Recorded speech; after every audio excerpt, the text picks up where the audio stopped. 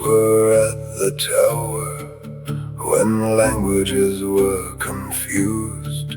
But Jared asked for God's great power with words his brother used. The Lord did spare their family's tongue and led them to the sea, while songs of gratitude were sung to him who set them free. They built 8 barges, tight and small, to cross the oceans deep. They answered to the Master's call, his promises to keep. But there was no light for the way within the vessel's hull. The brother went to Mountain Grey when life was feeling dull.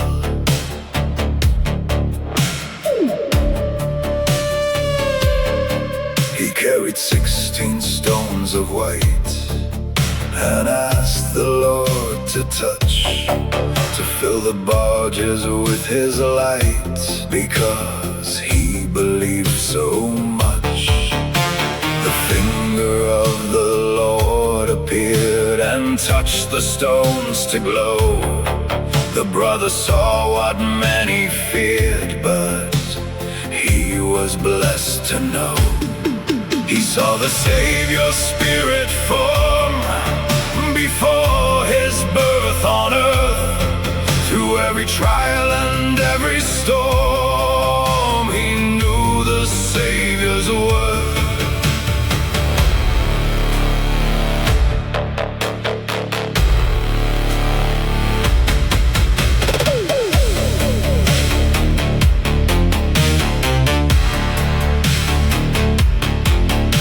They sailed for 340 days across the mountain wave, with spirits filled with holy praise to him who came to save. They reached the shores of promised land and multiplied in peace. But pride began to take a hand and caused their joy to cease. Through many kings and many wars, the secret oaths returned. They broke the Lord's eternal laws and every lesson spurned. The prophet either came to warn of judgments drawing near, but they treated him with bitter scorn and would not lend an ear. He spoke of faith and of a hope, an anchor for the soul, to help the weary people cope and keep them in control.